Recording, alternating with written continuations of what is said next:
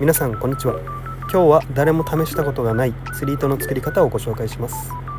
このチャンネルでは14カ国語の字幕に対応してますので、字幕をオンにしてみてください。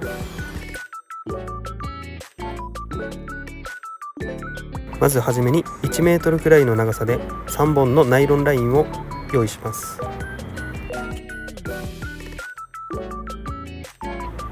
切ったナイロンの糸を3本まとめてサルカンに結びつけていきます。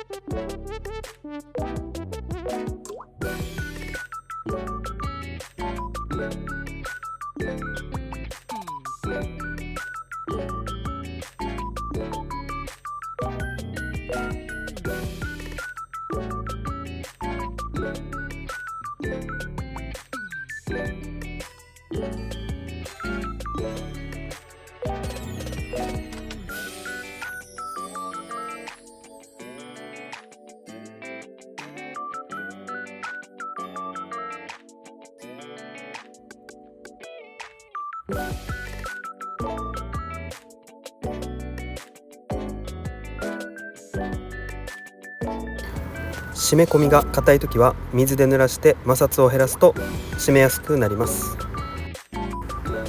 今回は缶コーヒーについている水滴で湿らせます。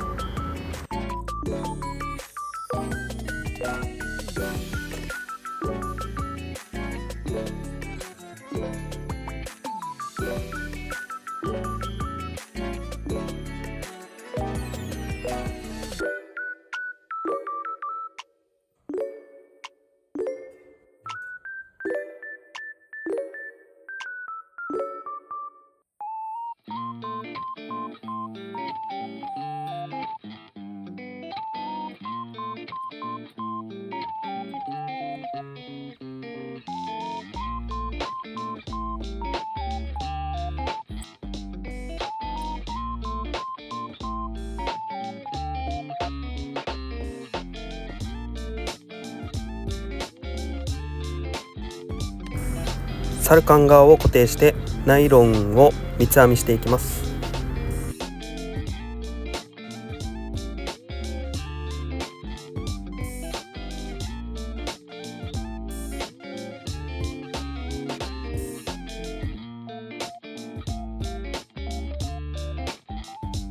3分の2ほど三つ編みします。